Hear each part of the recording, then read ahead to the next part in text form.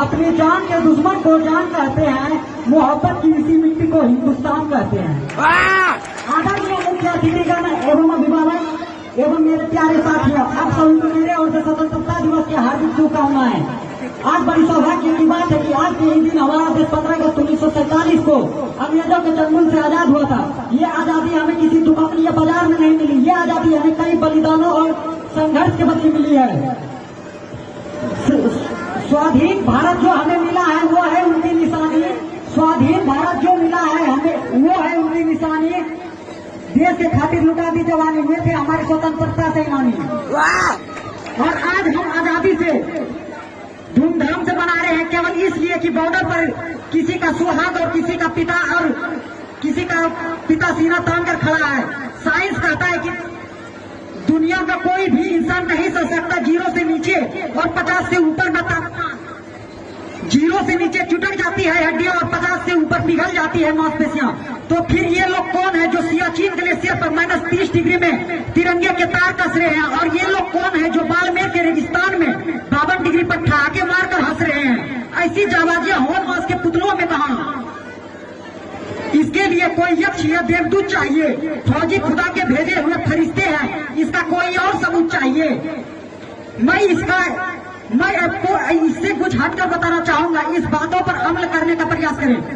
लेकिन एक देशद्रोही से ज्यादा देशभक्ति तब आहत होती है जब बेटा अपने बूढ़े माँ बाप को वृद्धा आश्रम की चौखट पर छोड़ आता है। करा उठती है वो देशभक्ति जब मुसीबत में फंसे लोगों की जान बचाने से ज्यादा हम सेल्फी लेकर लाइक बढ़ाने में लगे रहते हैं। हम एक ऐसे समाज में जीते हैं जहां लड़कों से बात करता देख जो भाई हड़काते हैं, वही भाई अपने गर्लफ्रेंड के किस्से घर में हंस कर सुनाते हैं। इसलिए हमारा देश महिलाओं की सुरक्षा में 4थे नंबर पर आता है। हम एक ऐसे समाज में जीते हैं जहां पत्थर की मूर्त को लगते हैं 56 भोग और वही भूखे दबते सो जाते हैं लोग।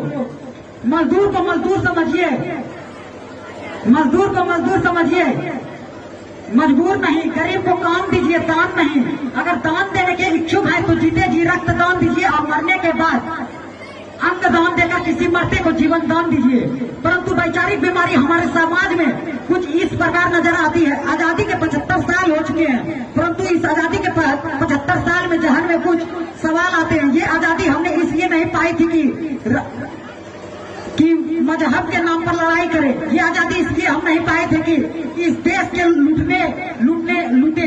ये आजादी हम इसलिए नहीं पाई थी कि चंद मुट्ठी भर भ्रष्टाचारी लोग को इस देश की कमान सौंप दे और इसे हसोट ले। हमारे देश को जितना 200 साल में अंग्रेजों ने नहीं लूटा, आज के नेता हमारे 75 साल में लूट लिए हैं।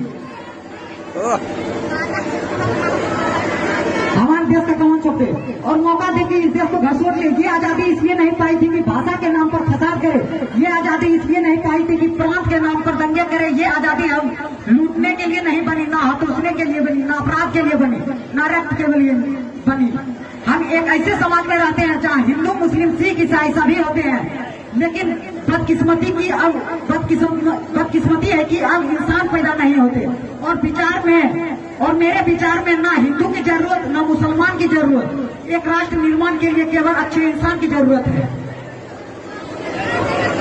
जरा सोच कर देखिए, ये पेड़ पौधे और शाखाएं भी हिंदू और मुसलमान हो जाए, ये पेड़ और शाखाएं भी परेशान हो और ये परिंदे भी हिंदू और मुसलमान हो जाए। हमारा देश विगत 70 वर्षों में सैन्य में, विज्ञान में, खेल जगत में सभी में महारत हासिल की है, परंतु आज भी पीछे खड़ा है तो लोगों की सोच और केवल मानसिकता की वजह से। हम उन धर्म के ठेकेदारों के प्रति चोट करना चाहूंगी कि ये नफरत बुरी है, न पालो इसे। कि ये नफरत बुरी है, न पालो इसे। दिलों की खली से निकालो इसे। न तेरा न मेरा न या हम सबका हिंदुस्तान है, बचा लो इसे। हमारे आजादी से 70 साल बीत गए हैं, लेकिन आज भी रूढ़िवादिता से पीछा नहीं छोड़ा पा रहे। मैं सलियस जी की खूब पंक्ति बोलना चाहूंगी। कभी सलमान के बालों, कभी कटरीना के गालों पर मर गए हैं। कभी सलमान के बालों, कभी कटरीना के गालों पर मर गए। कभी चुंबन, कभी चेहरे, कभी चालों पर मर गए। ऊपर बैठे भगत सिंह भी कहते होंगे, यार सुखदेव राजगुरु हम भी 3 सालों के लिए मर गए। ये नहीं कि हमने महात्मा गांधी जी को याद नहीं रखा। कैसे याद रखा? सपनों के झूलों में सभी झूल जाते, सपनों के झूले में सभी झूल जाते। ये तो अच्छा है कि नोट पर छप गए, वरना हम महात्मा गांधी को भी भूल जाते। देश मेरा जल रहा है, लगी है आग सीने में, देश मेरा जल रहा है, आग लगी है सीने में, खून मेरा स्वदेश है, खून कहीं का पीने में, राम मंदिर या बाबरी का पक्ष नहीं मैं लाया हूँ, घायल भारत चीख रहा है, मैं चीख सुनाने आया हूँ। अब जो हमारा तिरंगा झंडा भी हमसे सवाल पूछने लगा है कि क्या बात है भारत, आजकल फहराने से ज्यादा मैं कफन में दफनाने का क्यों काम आ रहा हूँ। महोदय हृदय तो उस दिन फट गया जब बूढ़ी माँ अपने बेटे के चिथड़े को देखकर बोली, साहब आप धरती में 1 इंच कम नहीं लेते, मैं आधा शरीर कैसे ले लूं। महोदय आज ही मानवाधिकार के कारण आतंकियों के बंगलों में यहाँ तो आकाओं की नाथनी हंसती है और शहीद हमारे जवानों की आंगन की तुलसी रोती है।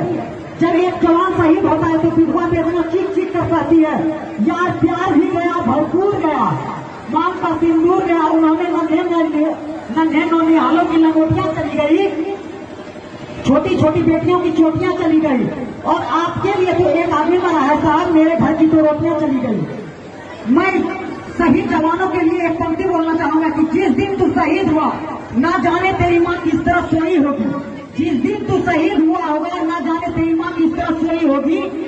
मैं तो बस इतना जान लूं कि वो गोली भी तेरे सीने में उतरने से पहले रोई होगी। मैं पड़ोसी मुल्क से कुछ पंक्ति कहना चाहूंगा कि सच है कि इरादे हमारे विध्वंसक नहीं है। हमारा देश 5000 साल तक कभी किसी पर हमला नहीं किया। कि सच है कि हमारे इरादे विध्वंसक नहीं है, अकारण युद्ध के प्रशंसक नहीं है। हमारा देश कभी कोई कारण बिना अकारण के युद्ध नहीं करता है। ये सच है कि हमारे इरादे विध्वंसक नहीं है, अकारण युद्ध के प्रशंसक नहीं है। अहिंसा के पुजारी हैं हम, लेकिन दुनिया वालों सुन लो, अहिंसा के पुजारी हैं हम, लेकिन अहिंसक है हम, नपुंसक नहीं है।